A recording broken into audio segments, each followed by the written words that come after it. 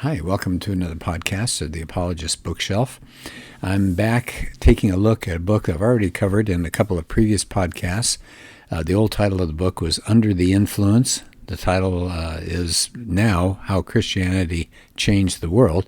So it depends. If you're ever looking for a used copy, check that first title, the original one, Under the Influence. If you want a new copy, it's called How Christianity Changed the World by Alvin Schmidt. And I've looked at chapters that discuss the status of women and how that was raised due to Christianity, and the influence of education and how that came about because of Christianity. This time I want to look at chapter 2 here. It's called The Sanctification of Human Life. And Schmidt opens it up by that old saying, when in Rome, do as the Romans do. He says, yes, but when the early Christians came from Jerusalem, way back in the first century, it came from Jerusalem to Rome and parts of Asia Minor, they didn't do as the pagan Romans did. Okay, that's not how Christianity spread. He said the early Christians defied the entire system of Rome's morality. It had such a low view of human life back then among the Romans. That was one of their depravities. Here's what one person said: the individual was regarded as of value only if he was a part of the political fabric and able to contribute to its uses, as though it were the end of his being to aggrandize the state. That's an interesting comment, isn't it? So you're only of value to the Romans if you can make their state grow. And you don't have much value outside of that. So it's not because you're made in the image of God, which we would say today. No, it's what can you do for us? And the pagan gods really didn't teach people any morality. And St. Augustine talked about that. He knew that from personal experience. They said the Christians that came in were just horrified at the low value of life. When they came there, they had an exalted view of life. Just like the Jewish ancestors, they saw humans as made in the image of God. That's in Genesis. Now, sure, we'd fallen into sin, but they said they bought into what Psalm 8:5 said. Talking about God, you made him, talking about the human race, you made him a little lower than the heavenly beings and crowned him with glory and honor. So what happened when Christianity came in? Well, it opposed one big area. It opposed infanticide. There was a huge pagan practice of infanticide. That means killing newborn infants, usually right after birth. One historian said infanticide was infamously universal among the Greeks and Romans during the early years of Christianity. Now, why would they kill their infants? Well, several reasons. Maybe they were born deformed, or maybe they're physically frail. Well, you got rid of them really quickly. It said often by drowning. Now, I've been in the water a lot, and I've made myself scared a couple times by getting in some trouble. But to take a little baby and just chuck it in the water and drown it, it just makes me cringe. It said some were even killed more brutally. Plutarch, who wrote in the first century and up to 120 A.D., he talks about the Carthaginians. He said they offered up their own children, and those who had no children would buy little ones from poor people and cut their throats like they were young lambs. Meanwhile, the mothers stood by without a tear or any moan. Cicero, you know him, the famous Roman, he justified infanticide. He said, at least for the deformed, because he cited these ancient 12 tables of Roman law. Deformed infants shall be killed. Even Seneca, now he had probably a higher moral philosophy than some of his culture. He said, we drown children who at birth are weakly and abnormal. It was so common that Polybius blamed the population decline of ancient Greece on killing off these babies. You just didn't see large families. That was rare in Greco-Roman society, in part because of infanticide. And between the two sexes, infant girls were the ones who were especially vulnerable. In ancient Greece, he says it was rare even for a wealthy family to have more than one daughter, because it was a male-oriented society. He points out that historical research showed that infanticide was common not just in the Greco-Roman world, but other cultures around the world. India, China, Japan, the Brazilian jungles, the Eskimos. One person that wrote in the 1890s had a book called Social Evils of the Non-Christian World, that infanticide was all over pagan Africa, and it was well known among the Indians of North and South America. So that's amazing. It's just all over the place. They said, kind of like abortion, which they're going to talk about later, the early Christians called the Greco-Roman practice of infanticide murder. Why? Well, for them, infants were creatures of God. They were redeemed by Christ. They knew that Jesus, remember in Matthew 19, he talks about, let the little children come to me and do not hinder them. Now, why did Jesus say that? Well, he was speaking in response to the disciples. They thought he shouldn't be bothered with small children coming to him. So early Christian literature repeatedly condemned infanticide. The Didache, written around 85 to 100 or so AD, it told Christians, thou shalt not commit infanticide. One historian, a well-known historian, said it was one of the deepest stains of the ancient civilization, and that's what the Christians opposed wherever they encountered it. Before the Edict of Milan, remember Constantine the emperor? That was 313 AD, so before that, Christian opposition to infanticide was not able to influence the pagan emperors. They didn't outlaw it just because the Christians didn't like it. But within a half a century after Christianity became legal, Valentinian, he was a Christian emperor, he was influenced by a bishop. He informally outlawed it in 374 AD. He was the first Roman emperor to do that. So that was a big deal.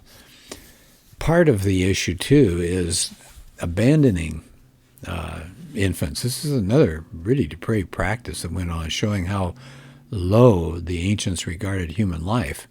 So if they didn't kill an unwanted infant, they were frequently abandoned, kind of tossed away. Now, it said in the city of Rome, undesirable infants were abandoned at the base of called the Columna Lactaria. It was the place the state provided for wet nurses to feed some of the abandoned children. It became part of their mythology. I mean, think about how they say the city of Rome got founded, according to mythology. It was two infants, Romulus and Remus, who'd been tossed into the Tiber River, but they survived and were reportedly reared by wolves. But at least it shows you the Roman practice of abandoning undesired children. But the Romans weren't the only ones that did that. The Greeks also practiced child abandonment. They had their cultural myths that talked about that. You look at that play Oedipus Rex. You got the story of Oedipus. He was abandoned as a 3-day-old infant by his father, but he was found by a shepherd, and they reared the boy. So you got all these stories among the Greeks. It said if you look at Greek or Roman literature, you can't find any feelings of guilt related to abandoning children. No, not at all. Well, Christians came along, and they opposed this child abandonment. For example, Clement of Alexandria, he was a church father in Egypt in the 2nd century. He condemned the Romans for saving and protecting young birds and other creatures, but they didn't take care of their own kids. They would abandon their own children. But Christians did more than just condemn child abandonment. They would take these human castaways into their homes, and they would adopt them. One person, Callistus of Rome, he gave refuge to abandoned children by placing them in Christian homes. So there were persecutions during these early centuries when Christianity was not accepted yet in Rome, but it didn't matter. The Christians didn't relent in promoting the sanctity of human life, and they saw child abandonment as a form of murder. So finally they had laws that came about all through Europe, and it outlawed infanticide and child abandonment. It said, Schmidt says, it had the wholesome effect of morally and legally ascribing to newborn infants a sanctity of life. Now, notice we're fighting that again today, aren't we? We're having abortion for any purpose at all, and so we've got this fight going on all over again. Here's a third area. So we've got infanticide, we've got child abandonment, and here's another thing that the Christians fought, and that was abortion. So it says at this time in history, there wasn't much about marriage. It wasn't really a sacred bond or anything like that. Women engaged in adulterous sex, if they became pregnant, they wanted to get rid of that fact that they'd been sexually indiscreet, so there were abortions all over the place. And a lot of Romans actually wanted to be childless. They didn't want to have kids. Why? Well, unmarried or childless persons were courted and given a lot of attention by fortune hunters who thought maybe they'd have some money. So even before the birth of Christ, faithful Jews held to the sanctity of human life, including life that hadn't been born yet, that was in the womb. And the catch is, of course, that the time for the Greco-Roman view is very, very different. Human life was cheap, it was expendable. especially the life of the unborn. Some of the philosophers like Plato and Aristotle and Celsus and others had no problem about taking the life of an unborn child. Plato said it was the prerogative of the city-state to have a woman submit to an abortion so that you wouldn't get too many people in that state. And the opinions of Plato and Aristotle and others like them, that held sway over ancient Greece. And the Romans followed along. Abortion was common. It was widespread. There was some opposition, Schmidt points out, but the Roman populace really had a low view of human life. So let me skip over, come to another part here. Let's see.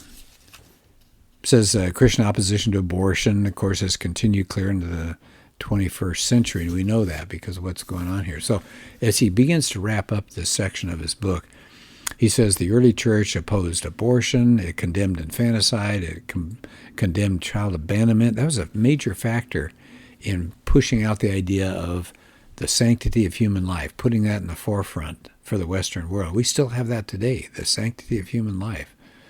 Although, I think it's being cheapened. But here's a historian. He said, the value and sanctity of infant life broadly distinguish Christian from pagan societies. And he says, we still have it today, although abortion is eating up a lot of those words. And one other historian said this, the intrinsic worth of each individual man and woman as a child of God and an immortal soul was introduced by, are you ready? Christianity. So the worth, our worth, is coming about because of Christianity. No Christianity, and what a grim society this would be. He says, even the feminist leaders back in the 19th century, Elizabeth Cady Stanton, Susan B. Anthony, Matilda Gage, they opposed abortion. Susan Anthony said, I deplore the horrible crime of child murder or abortion. So it's kind of interesting. We think of women today wanting to be liberated, and much of that is fine, it's powerful, but to be liberated from life within them is pretty chilling. And yet the women that they admire, some of the early feminist leaders, actually opposed abortion. Well, where else did you see the Romans demeaning human life and Christians trying to defend it? Well, what about the gladiator games? They started in the 200s BC. And by the time Christians showed up in Rome, thousands and thousands and thousands of gladiators were hacked and gored and all sorts of stuff. One historian said these games illustrate completely the pitiless spirit and carelessness of human life, lurking behind the pomp, glitter, and cultural pretensions of a great imperial age. So again, we see that low regard for human life. The gladiators, they were usually slaves or maybe condemned criminals, possibly prisoners of war. They were considered expendable. And so they were just hacked and done to death. It says the barbaric cruelty, the screams of the victims, the flow of human blood. There was nobody in the crowd to worry about that. Sometimes even the gladiators fought wild beasts. And it was not just the city of Rome. They were held in other places throughout the Roman Empire. So Christians came along and they were horrified. Again, it's like gambling with human lives. They saw these shows as flagrant violations of God's commandment, you shall not murder. A Roman pagan criticized Christians and said, you do not go to our shows, you take no part in our processions, you shrink in horror from our sacred gladiatorial games. Like that was a really bad thing to be. Wow. Church father Tertullian, about 200 A.D., he wrote in his book, he had a whole chapter admonishing Christians not to attend gladiatorial contests. He says it's just awful to see. And of course, now people recoil at that whole idea of a gladiatorial game. But why do we recoil? Because people today have absorbed Christianity's view of the sacredness of human life, of course. So the high view that Christianity had of human life finally got Christian emperors to ban the gladiatorial contests. And it said allowing people to get killed for people's enjoyment hasn't been permitted in Western societies since then. Well, what else happened that sanctified human life? Other humanitarian laws.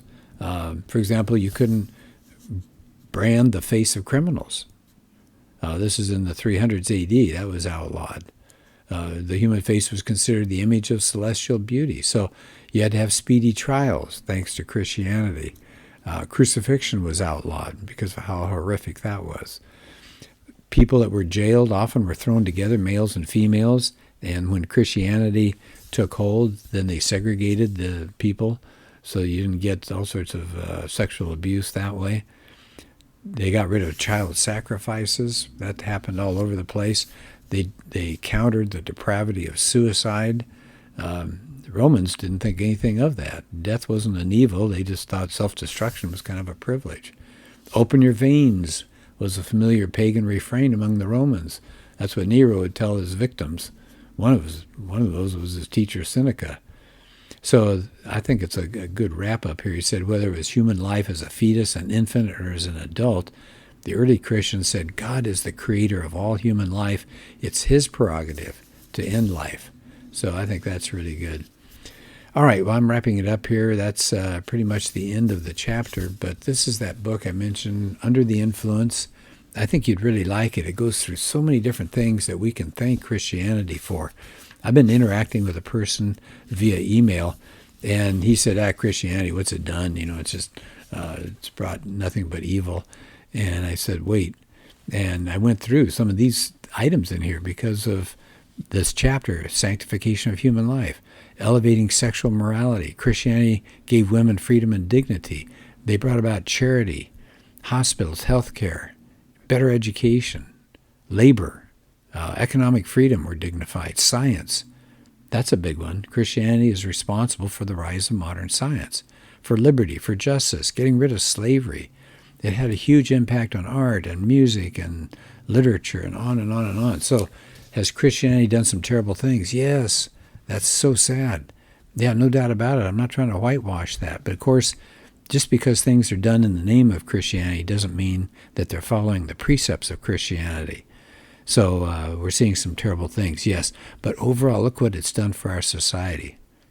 We can thank Christianity for some of these wonderful things that have come about. Okay, well, we'll end the podcast here. Thanks, and you have a good rest of your day.